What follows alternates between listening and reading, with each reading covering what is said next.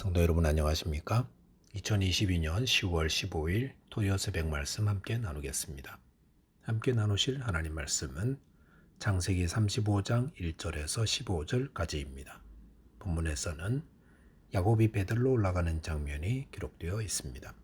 본문을 통해 고난 가운데 하나님을 기억해야 한다는 것과 하나님을 찾을 때 참 평안과 복을 받게 됨에 대해 묵상하겠습니다.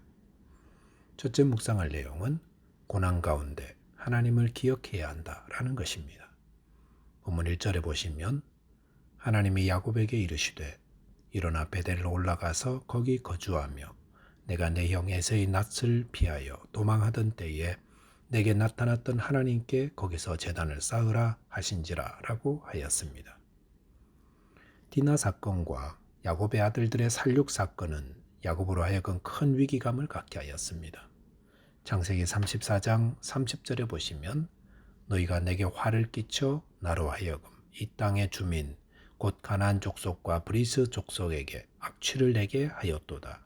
나는 수가 적은즉 그들이 모여 나를 치고 나를 죽이리니 그러면 나와 내 집이 멸망하리라 라고 하였습니다.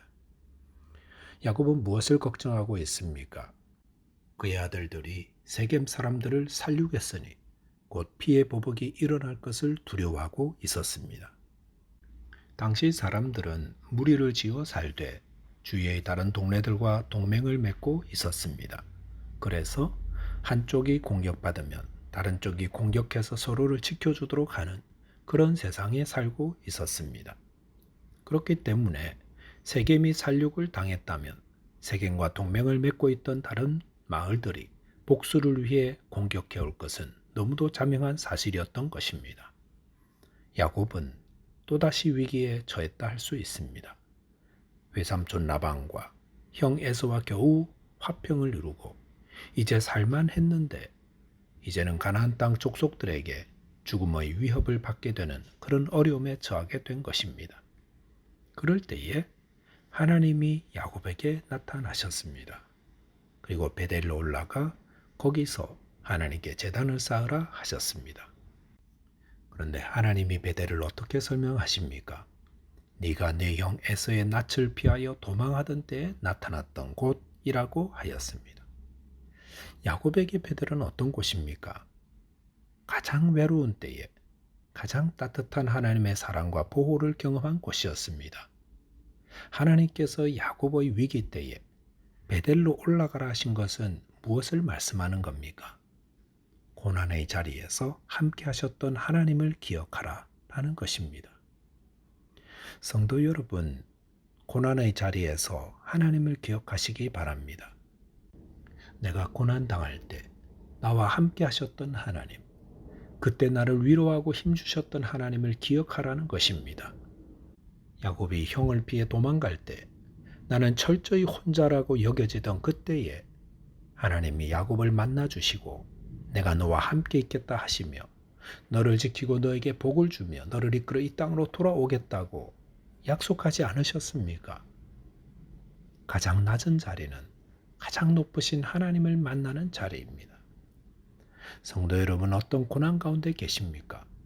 사방이 우겨쌈을 당하고 세겜과 동맹을 맺은 자들이 쳐들어와 공격하여 망하게 될 것 같다 할 때에 그때 나와 함께 하신 하나님을 기억하시기 바랍니다.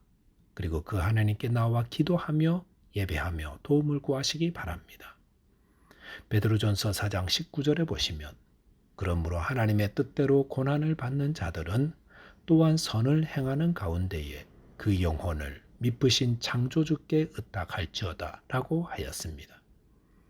성도가 고난받는 것은 하나님의 뜻 가운데서 받는 것입니다. 그럴 때에 하나님을 찾아야 합니다. 저와 여러분이 고난 가운데 하나님께 기도하고 예배함으로 하나님을 만나는 은혜를 누리게 되시기를 바라겠습니다. 두 번째 묵상할 내용은 하나님을 찾을 때 평안과 복을 누린다라는 것입니다.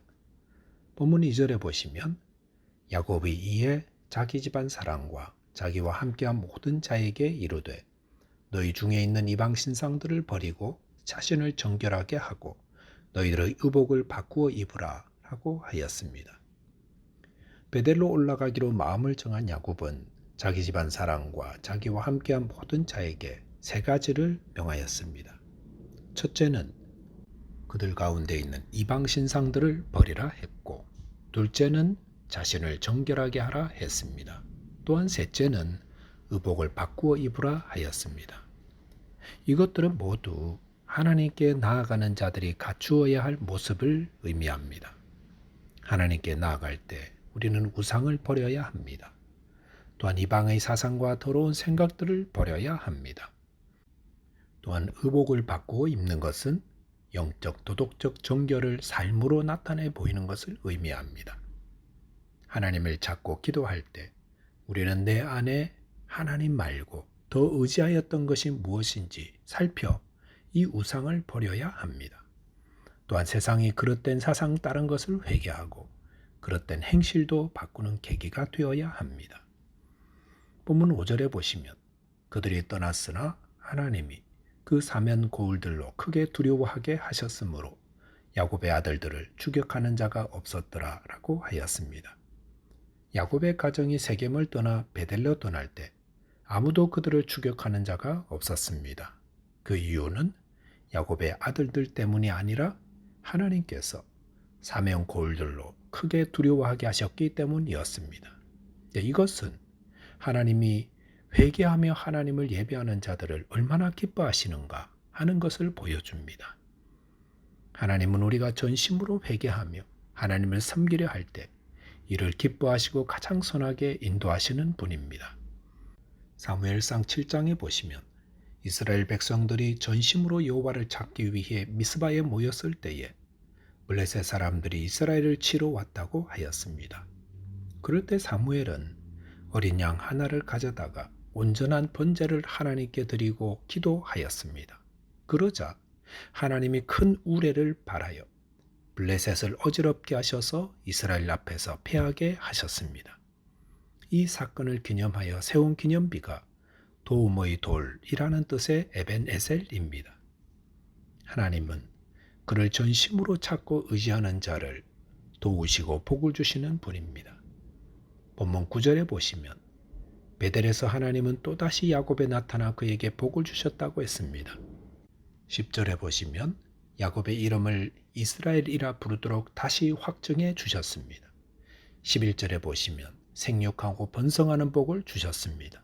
12절에서는 그 땅을 그와 그의 후손에게 주신다는 약속을 다시 확인해 주셨습니다. 야곱이 받은 복을 보십시오. 그는 발꿈치를 잡았다는 뜻을 가진 이름의 소유자였습니다. 남 잘되는 꼴 보지 못하는 비열한 이름의 소유자였습니다. 그러나 하나님의 복을 받아 하나님과 겨루어 이긴 자라는 위대한 이름을 가지게 되었습니다. 우리도 하나님이 우리를 찾아와 주셔서 멸망할 수밖에 없는 우리 죄인들을 하나님의 후사가 되는 영광을 주지 않았습니까? 하나님을 찾는 자는 복을 받습니다. 시편 145편 18절 19절에 보시면 여호와께서는 자기에게 간구하는 모든 자 곧 진실하게 간구하는 모든 자에게 가까이 하시는도다. 그는 자기를 경유하는 자들의 소원을 이루시며 또 그들의 부르짖음을 들으사 구원하시리로다라고 하였습니다. 하나님은 자기를 찾고 가까이 하는 자에게 복을 주시고 구원하시는 분입니다. 저와 여러분이 하나님을 찾으심으로 하나님이 주시는 복을 다 누리게 되시기를 바라겠습니다. 말씀을 정리하겠습니다. 고난 가운데에 하나님을 기억하고 찾으시기 바랍니다. 그럴 때 하나님이 복 주시고 구원하심을 경험하게 될 겁니다. 기도하겠습니다. 하나님 아버지, 야곱의 위기 상황에 하나님 찾아오셔서 구원해 주신 것처럼 저희 어려움과 고난 가운데에 구원의 주님을 기억하며 찾게 하여 주옵소서. 또한 주님을 찾는 자들에게 복을 주시고 큰 은혜로 함께하여 주심을 감사하오며 우리 주 예수 그리스도의 이름 의지하여 기도하옵나이다. 아멘. 오늘도 주 안에서 승리하는 하루 되시기 바라겠습니다. 감사합니다.